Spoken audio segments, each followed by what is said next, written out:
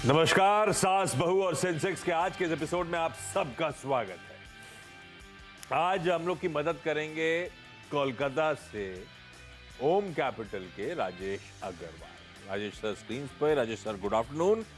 बस बातचीत की शुरुआत होगी। स्क्रीन पे toll free number, WhatsApp number, Twitter IDs please दिखाइए, रीच आउट करिए, ट्वीट करिए, जैसे समझ में आए वैसे करिए। कोशिश होगी आप लोग की ज़्यादा से ज़्यादा क्वेरीज हम लोग इस प्लेटफॉर्म पे रेज करें, पर उसके लिए आप ज़रूरी है कि आप हमसे संपर्क में आएँ ताकि हम शेड्यूल कर पाएँ आपका इंटरेक्शन। मार्केट्स बढ़िया बिहेव करते हुए वैसे इस समय बढ़िया मूड है। 2/3% का उछाल। वैसे आज इंट्राडे में तो हमने 880 तक के लेवल छुए थे। थोड़ा सा पस पड़ रहे हैं लेकिन अच्छा मोमेंटम है। 2/3% एक्सपेक्टेशन से बेहतर जो ग्लोबल क्यूज थे। ये बढ़िया क्रेडिट पॉलिसी में वैसे कुछ ऐसा हुआ नहीं है। 25 बेसिस पॉइंट एज एक्सपेक्टेड दरों में बढ़ोतरी हुई। दूसरी तरफ मैं ऐसी देख रहा था, इन्फ्लेशन के फोरकास्ट जो है वो अगले साल की भी काफी एग्रेसिव है। मतलब वो 4% के आसपास इन्फ्लेशन आना इस समय अगले साल भी इम्पॉसिबल है, क्योंकि चारों क्वार्टर्स के मैं इन्फ्लेशन ब्रेकअप देख रहा था। तो इन्फ्लेशन रिलेटेड कंसर्न्स ऐसा नहीं है कि ठंडी पड़ रही है, वो कंसर्न्स रहेंगी और इसीलिए शायद वो स्टैंड्स में कोई बदलाव नहीं या फिर इस तरह की कोई कमेंट्री नहीं कि हम अब इस साइकिल के लास्ट हाइक आज देख चुके हैं। अगर वो इंडिकेशंस आप अवेट कर रहे थे तो ऐसा कोई इंडिकेशन नहीं आया है। इन्फ्लेशन में भी जो इन्फ्लेशन था उसमें जो कूल ऑफ हुआ था वो सब्जियां और फूड प्रोडक्ट्स थे जो कूल ऑफ हुए थे। वो कोर तो 10 का 10 था, सब यही मान रहे थे, वो तो नंबर दिखा ही रहा था। तो इन्फ्लेशन कंसर्न्स हैं और ये इन्फ्लेशन हायर लेवल्स पे कंटिन्यू करेगा। कंफर्ट बैंड के जरूर अंदर आ गया है। 2 से 6% का कंफर्ट बैंड था, पर एक्चुअली 4% का टारगेट है, लेकिन ठीक है। तो थोड़ा सा वो रूम खुला हुआ है। इस 25 के बाद भी डिपेंड करता है बाकी ग्लोबल सेंट्रल बैंकर्स किस तरह से एक्ट करते हैं, उस पर डिपेंडेंट भी होगा और इन्फ्लेशन की चाल पे डिपेंडेंट होगा। तो हमारे यहाँ भी डेटा डिपेंडेंट माहौल खुला ही हुआ है वैसे, अभी ध्यान रखिएगा। लेकिन ठीक है, मार्केट्स बढ़िया है। निफ्टी बैंक पस पड़ा हुआ है बाय द वे। जब मैं मार्केट्स बढ़िया कह रहा हूं तो निफ्टी 2/3% ऊपर है। और निफ्टी में भी हुआ क्या, कंट्रीब्यूशन प्लेट आएगी। कई दिनों से जो परेशान कर रहा रिलायंस इंडस्ट्रीज है, आज ही सुबह चर्चा में लेकर आए थे हम लोग मॉर्निंग में मुनाफे की तैयारी में। आज ही सबसे बड़ा टॉप कंट्रीब्यूटर रिलायंस इंडस्ट्रीज बन के बैठा हुआ है और दोनों आईटी दिग्गज। निफ्टी की कंट्रीब्यूशन प्लेट दिखाइएगा। इन्फोसिस और टीसीएस, वो चर्चा निकल के आ रही थी ना कि नैस्डैक में बहुत बढ़िया प्रिंट, बहुत अच्छा उछाल बना उस स्पीच के बाद। उसका पूरा इंपैक्ट इंडियन आईटी पे। टीसीएस ने आज खैर सुबह सुबह 60 करोड़ यूरोज के ऑर्डर की भी बात कर दी तो और मूड सुधर गया। तो आईटी और रिलायंस लार्जली जो कंट्रीब्यूट करते हुए नजर आएंगे। वो तो खैर वोलेटाइल स्टॉक है जिसकी मेंशन करने की जरूरत नहीं है, लेकिन ये रीजन है। निफ्टी बैंक पस पड़ा है, निफ्टी क्यों आउट परफॉर्म कर रहा है। नॉन बैंकिंग स्टॉक्स जो इस समय मदद कर रहे हैं। लेकिन चलिए सवाल जवाब के सिलसिले की शुरुआत कर रहा हूं। हमें पुणे जाना है, हमें मणिपुर जाना है और हमें हरियाणा के पंचकुला जाना है। सब आपको आपकी स्क्रीन पे नजर आएंगे। सबसे पहले पुणे जा रहा हूं। नीना तंबोली जी स्क्रीन पर। Neena ma'am hi, good afternoon. Neena ji कब से शेयर मार्केट से जुड़े हो मैम आप? मैं ऑलमोस्ट 3 इयर्स। Almost 3 years. और ये जर्नी कैसी यस, रही? गुड। गुड से assumption ये कि पैसा घर आया है ना? सॉरी। नेट नेट पैसा घर आया है, ये मानो तभी गुड है। Actually I am doing long term investment only, तो अभी तक अभी मैंने सिर्फ कुछ डिप्लॉय कर रहे हो प्रॉफिट आप? बुक नहीं अरे प्रॉफिट ब्यूटीफुल, बुक नहीं हुआ है। बहुत ब्यूटीफुल। ठीक है, तो नीना मैम ये लॉन्ग टर्म के लिए पहला क्वेरी वाला स्टॉक कौन सा है? कौन सा स्टॉक पे राजेश सर से बातचीत करी जाए पहले? या सर, जीएमएम फॉडलर है मेरे पास 24 शेयर है and the share price is 1653। So it is for long term, मतलब मुझे 5 साल या और ज्यादा भी रख सकते। बड़े कॉर्पोरेट एक्शंस हुए थे, प्रमोटर्स के बीच में कुछ शेयर ट्रांसफर्स हुए थे, बहुत कुछ हुआ। अब जीएमएम फॉडलर राजेश सर लॉन्ग टर्म, ये इसने बहुत अच्छी रिलेटिंग समय दिखाई थी, उसके बाद सारी रिलेटिंग फिजल आउट हुई ऑलमोस्ट। अब एट 1600-1700 रुपए के लेवल्स पर जीएमएम फॉडलर है कैसा सर? 1700 तो ही नहीं, खैर 1550 के आसपास के लेवल्स पर लॉन्ग टर्म के लिए मैम ने खरीदा है 1650 पे। अच्छा है क्या? रखना है क्या? खरीद का लेवल सही है क्या? Good afternoon Ashish ji. बाकी भी जो कॉलर्स जुड़े हुए हैं, सबको नमस्कार। जीएम फॉडलर की जो बात की जाए तो केमिकल सेक्टर से जुड़ी कंपनी है। चाइना प्लस फैक्टर अपनी जगह काम कर रहा है। इस बार के जो आंकड़े आए, बिक्री में भी 30% के आसपास की जंप देखी गई। लेकिन दिक्कत यह है कि ग्लोबल अनसर्टेनिटीज़ अपनी जगह बनी हुई हैं। बॉटम लाइन में थोड़ा ड्रॉप देखा गया था। लेकिन एक बात कही जा सकती है कि जिस तरीके से ऑर्डर इनटेक इनके बने हुए हैं और बैकलॉग के नंबर्स हैं, वो सब बहुत स्ट्रांग है। और इस वक्त कम से कम थोड़ी सी मध्यम से लंबी अवधि के लिए ये स्टॉक अच्छा लगता है। और ऊपर में हमें लगा 1800 साढ़े 1800 तक आने वाले साल डेढ़ साल तक जा सकता है। जहाँ तक इनका 5 साल का सवाल है, मैं कहूँगा कि हर तिमाही दर तिमाही समीक्षा करती रहें नतीजों के, मैनेजमेंट कमेंट्री के, उसके बाद कॉल लें। क्योंकि जो 5 साल 10 साल के स्टॉक होते हैं वो थोड़े से स्टेबल लार्ज कैप हों तो ज़्यादा उचित रहते हैं छोटे नए इन्वेस्टर्स के लिए। ठीक है, ये हो गया जीएमएम फॉडलर रिव्यू। मणिपुर के ज्वालामुखी से आकृति जी स्क्रीन पे। आकृति मैम, पहला सवाल कौन सा? मैंने कॉफी डे लिया हुआ है at the rate of 65 rupees. ये लॉन्ग टर्म के लिए लिया था या किसी और रीजन 150 से? शेयर्स, सॉरी, लॉन्ग टर्म के लिए लिया था मैम, लंबी अवधि के लिए? हाँ जी। कॉफी डे, राजेश सर क्या करना है? ये तो लॉन्ग टर्म के लिए अभी रखने वाली स्टोरी है क्या? देखिए, मुझे नहीं लगता है, क्योंकि नंबर्स कोई खास है नहीं। पहले 6 मई फर्स्ट हाफ के अगर नंबर देखो तो करीब 17 करोड़ का लॉस है। पिछले दिनों कुछ ऐसी खबरें आई थी कि कुछ पेनल्टी वगैरह भी लगाई गई हैं प्रमोटर्स पे। और लंबी अवधि के लिए स्टॉक बिल्कुल भी उचित नहीं लगता है। अब नुकसान तो इन्हें हो रहा है, लेकिन मुझे लगता है कि यहाँ से निकल जाना ही बेहतर होगा। कंपनी कॉफ़ी पीने के लिए तो अच्छी है, बट शेयर खरीदने के लिए मैं नहीं समझता कि ठीक है। तो बिल्कुल निकल जाए यहाँ से। कॉफी डे के आउटलेट्स हैं क्या वहां पे ज्वालामुखी में, आकृति जी? नहीं, यहाँ पे नहीं है। तो उसकी भरपाई आपने स्टॉक से करी थी लेके, लेकिन स्टॉक निकाल देना है मैम। इन लेवल्स पे भी लॉसेस भी हो रहे हो तो भी एग्जिट करेंगे कॉफी डे एंटरप्राइजेस से। Okay, thank you. And one more, मैं पंचकुला हुआ हूं, एक बार घुमाऊं। हरियाणा के पंचकुला से वैशाली देशपांडे जी स्क्रीन पर हैं। Vaishali ma'am, good afternoon. Vaishali ma'am, आपकी पहली क्वेरी। सर, मेरे पास ना प्राज इंडस्ट्री के 395 शेयर्स है। हाँ। जो मैंने 117 की रेंज से खरीदी है। और आईटीसी का भी एक शेयर है जो 300 शेयर्स है मेरे पास, और 207 रुपए में खरीदे है। दोनों में मैं प्रॉफिट में हूँ सर, लेकिन लॉन्ग टर्म के हिसाब से मुझे पूछना है कि क्या कर सकते हैं इसमें। देखिए, वैशाली ने स्मार्टली दोनों ही पूछ डाले। इससे पहले मैं टोकूं, चलिए इन्हीं से शुरू कर दूंगा दूसरा राउंड। तो दोनों ही स्टॉक्स ले रहा हूं मैं। आईटीसी 207 की खरीद, बढ़िया गेन्स, क्वांटिटी भी बढ़िया 300 शेयर्स। प्राज इंडस्ट्रीज 117 की खरीद, बढ़िया चुना है आपने दोनों स्टॉक्स, दोनों बड़े स्वीट स्पॉट में है। ले प्राज क्विकली स्क्रीन मूव करिए। प्राज इंडस्ट्रीज, अरे बाप रे बाप, 250 रुपए पर शेयर। वैशाली मैम, पूछना क्या चाहते हो? मुनाफा बांधू या रखी रहो, ऐसा पूछूं, कुछ और पूछना है? सर, ऑलरेडी प्रॉफिट में तो हूँ सर, लेकिन लॉन्ग टर्म के हिसाब से मैंने ये दोनों रखे। डिविडेंड भी अच्छा देते हैं दोनों कंपनी। तो लॉन्ग टर्म के हिसाब से मुझे बस राय जाननी है कि इसमें क्या रख सकते हैं लॉन्ग टर्म के लिए। एक्विजिशन प्राइस बढ़िया है, मुझे पता है राजेश सर क्या कहेंगे, लेकिन फिर भी उनके पास जा रहा हूं। Praj ITC, Rajesh sir. देखिए आशीष जी, प्राज बिल्कुल रखना चाहिए। दिसंबर के बहुत स्ट्रांग नंबर्स आए थे। सेल्स 55%, बॉटम लाइन 68% जंप आई। ऑर्डर बुक बहुत स्ट्रांग है। एक्सपोर्ट फ्रंट पे भी बहुत अच्छा कामकाज कर रही है, और कनाडा मैक्सिको में बहुत अच्छी अपॉर्चुनिटीज़ बन के आ रही हैं।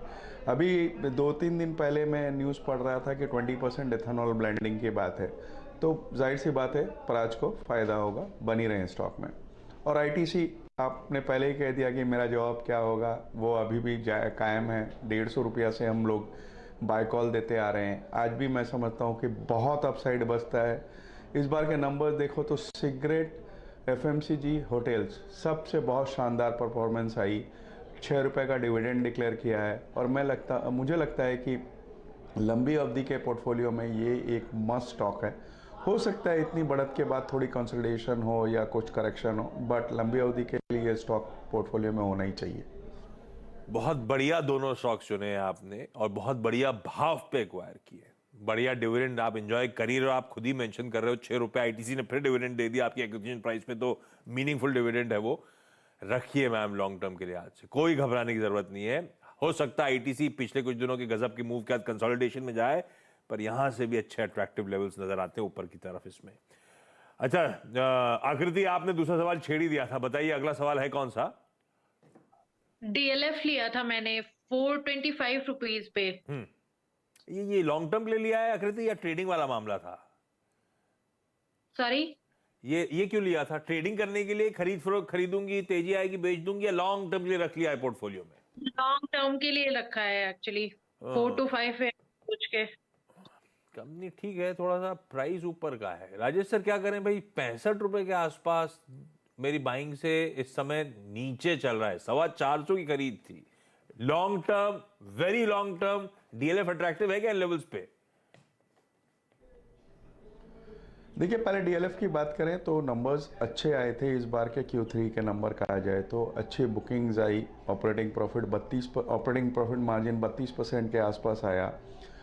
डिमांड रेसिडेंशियल यूनिट में बनी हुई थी। बैलेंस शीट इन्होंने स्ट्रॉन्ग करी है अपने डेट वगैरह चुका के। लेकिन मैंने हमेशा ये कहा है कि जो खुदरा निवेशक है, रिटेल निवेशक, उनके लिए रियल एस्टेट सेक्टर थोड़ा सा चुनौती भरा होता है। वहाँ ना रहें तो बेहतर होगा, क्योंकि कई तरीके की दिक्कत आए दिन बनी रहती है। फिर वो चाहे ब्याज दरों की हो, इन्वेंट्री की हो, कॉर्पोरेट गवर्नेंस की हो, पता नहीं क्या क्या लगा रहता है। बेहतर होगा अगर आपको रियल एस्टेट ही खेलना हो तो हाउसिंग फाइनेंस कंपनी या रियल एस्टेट से एंसिलरी कंपनी जैसे सिरेमिक टाइल्स, सीमेंट, ये सब में रहें तो ज़्यादा बेहतर होगा। मेरे हिसाब से इस वक्त डीएलएफ में बने रहना चाहिए, बट कोई उछाल आता है 400 सवा 400 के आसपास तो वहाँ पर निकलना चाहिए। तो अपनी बाइंग कॉस्ट के आसपास आए तो निकल जाने का है। आपने तो आखिरी का पोर्टफोलियो ही खाली करा दिया, कॉफी डे निकलवा दिया, डीएलएफ उछाल में निकलवा दिया। ये चीटिंग है। किसी और दिन जुड़ेंगे आप तो पिक देके जाइएगा बढ़िया वाली। खैर अभी नीना के पास जा रहा हूं वापस। नीना, जीएमएम फोल्डर के बाद मैम अगला सवाल कौन सा? सर भेल है मेरे पास 850 शेयर है 126 के प्राइस पे। 126? काफी टाइम हो गया खरीदे हुए क्या? एक्चुअली ये बहुत टाइम पहले लिया था और वो तो बहुत हाई पे था, लेकिन उसको एवरेज आउट किया तो 126 पे आया है। राजेश सर क्या करना है अब? ये मामला एवरेज आउट करके भी मेरी बाइंग से 50 रुपए अभी भी स्टॉक नीचे है। क्या करना है नीना को? देखिए, इस वक्त बनी रहने की सलाह रहेगी। नंबर्स ठीक ठाक आए थे। इंजीनियरिंग मैन्युफैक्चरिंग में बड़ी कंपनी है। थर्मल यूटिलिटी पावर में कहा जाए तो मार्केट लीडर है। और मुझे लगता है कि इस वक्त बने रहना चाहिए कम से कम 100-105 के टारगेट के लिए। इस वक्त बने रहे। कैपिटल गुड स्पेस वाकई स्वीट स्पॉट में। भेल ने लो लेवल से अच्छी रिकवरी दिखाई है। वैसे आज भी हरकत में आ रहा है, बात करते करते दिन के हाईस पर है, लेकिन इस समय होल्ड करना है मैम। चलिए इस नोट पर नीना मैम, आकृति जी, वैशाली जी, थैंक यू सो मच जुड़ने के लिए, अपनी क्वेरीज इस प्लेटफॉर्म पे रेज करने के लिए। राजेश सर, देख दी क्या वो मूवी? क्या था, पठान देखी क्या? जी बिल्कुल देख ली मैंने। क्या है 1 से 10 में क्या रेटिंग दे रहे हो आप? 10। हाँ? 1 से 10 में 10। क्या कमबैक है शाहरुख खान का पिछले 3-4 के डेड मूवीज के बाद। हर पायदान पे खरी उतरती है, चाहे वो स्टार वैल्यू हो, म्यूजिक हो, लोकेशंस हो, पिक्चराइजेशन हो, एक्शन तो गजब का है। मैं कहता हूँ टॉम क्रूज की जो मूवीज आती थी उस टाइप का एक्शन है। बिल्कुल देखनी चाहिए लोगों को। अरे वाह, मैंने भी देखी। अलग अलग रेटिंग बताता हूँ। मेरे लड़के की रेटिंग है 9.9। मेरी डॉटर की रेटिंग जो थोड़ी बड़ी है उससे, उसकी रेटिंग है 7.5। मेरी वाइफ की रेटिंग थी 6। मैं अपनी रेटिंग रिजर्व रखता हूँ, मैं उस पर कमेंट नहीं करूंगा। लेकिन राजेश सर ने भी नहीं, आप बोलिए, आप बोलिए 10 राजेश सर के नाम साथ में निपटा दीजिए। बॉक्स ऑफिस कलेक्शन तो ऐसे ही कुछ कहानी बयां भी कर रहे हैं। मैं एक लाइन जोड़ना चाहूंगा। 1 सेकंड लूंगा आपका। इस मूवी में एक गाना है पठान का, उसमें एक लाइन है, हुनर है ये भी इश्क का, किसी किसी को आता है। तो ये हुनर है ये भी हिट का, जो किसी किसी को आता है वाली बात फिट होती है इसमें। चलिए Rajesh sir, thank you so much जुड़ने के लिए। पठान के कलेक्शंस वैसे ताबड़तोड़ हैं, रोज सुबह हमारे यहाँ वो अपडेट आते हैं हर चीज के, तो उसमें ये भी आता है पठान के हर वीकेंड के अपडेट्स आते हैं कलेक्शंस के, गजब कर रखा है वैसे उसने। खैर ब्रेक का समय हो गया, ब्रेक के उस पर लौटूंगा एक क्विक मार्केट चेक के साथ।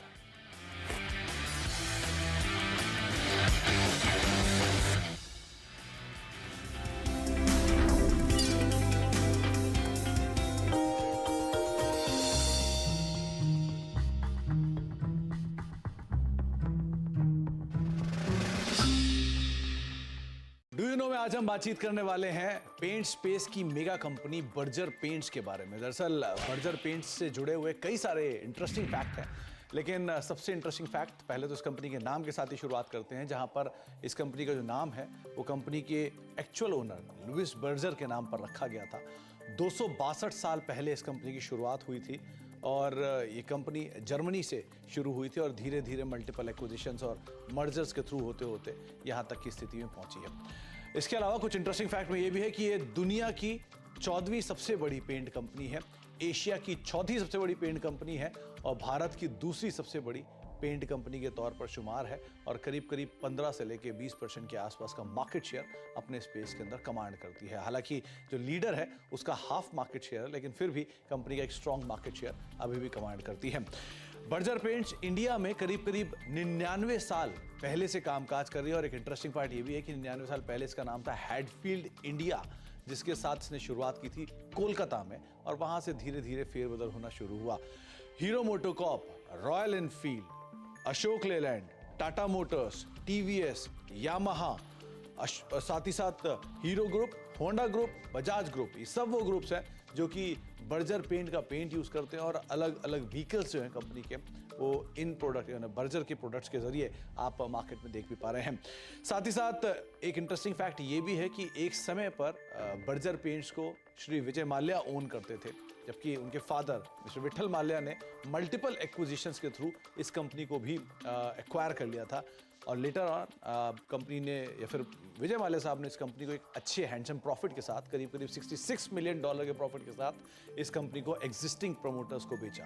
तो ऐसे मल्टीपल एक्विजिशंस एंड टेकओवर्स पिछले 99 साल की हिस्ट्री में बर्जर पेंट्स के अंदर आपने देखे हैं। साथ ही साथ बर्जर पेंट के साथ कुछ और इंटरेस्टिंग तथ्यों में से ये बांग्लादेश की सबसे पुरानी और साथ साथ सबसे बड़ी पेंट कंपनी के तौर पर शुमार है और करीब करीब 50% से ज़्यादा का मार्केट शेयर ये पेंट स्पेस में बांग्लादेश के अंदर कमांड करती है। एक इंटरेस्टिंग फैक्ट ये भी है कि नाइजीरियन स्टॉक एक्सचेंज पर पहली पेंट कंपनी अगर कोई लिस्ट हुई थी तो वो थी बर्जर पेंट्स और ये करीब करीब 50 साल पहले नाइजीरियन स्टॉक एक्सचेंज पर लिस्ट होने वाली पहली पेंट कंपनी बनी थी। तो कुछ interesting fact Berger paints related, लेकिन सबसे रोचक तथ्य कि ये दुनिया की 14वीं, एशिया की चौथी और भारत की दूसरी सबसे बड़ी पेंट कंपनी है। तो कुछ interesting fact Berger paints related, आगे भी कुछ और फैक्ट लेकर आते रहेंगे।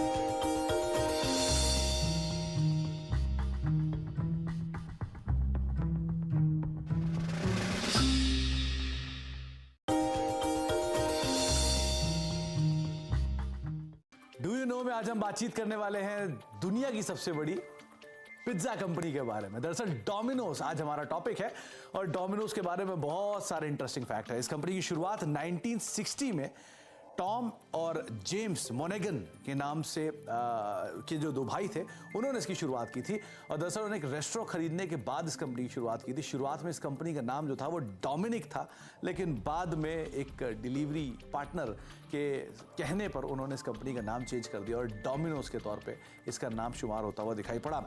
एक और इंटरेस्टिंग फैक्ट ये भी है कि जो दो पार्टनर थे टॉम और जेम्स, उनमें से 8 महीने के बाद ही जेम्स साहब ने अपना एक कारोबार या अपने कारोबार का हिस्सा जो है वो एक ओल्ड या पुरानी फोक्सवैगन बीटल के बदले में टॉम साहब को बेच दिया, क्योंकि वो अपने बाकी कारोबार पे जो कि वो पोस्ट ऑफिस में काम करते थे उसके अंदर फोकस करना चाहते थे।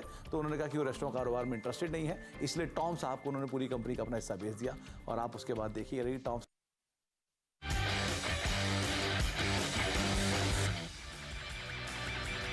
ब्रेक के बाद आपका स्वागत है और आपकी स्क्रीन्स पर मिड कैप इंडेक्स अब दिन के हाईज की तरफ मूव कर रहा है। 2.5% का उछाल और ब्रेथ हर टिक के साथ अब और इंप्रूव होती हुई ऑलमोस्ट 2:1 का रेशियो एडवांसेस के फेवर में। ऐसे में जो हलचल में आ रहा है पूरा broader market mid cap universe, उस पर डिटेल्ड कवरेज सुमित के साथ देखिए ब्रेक के उस पार मिड कैप मंथ में। नमस्कार।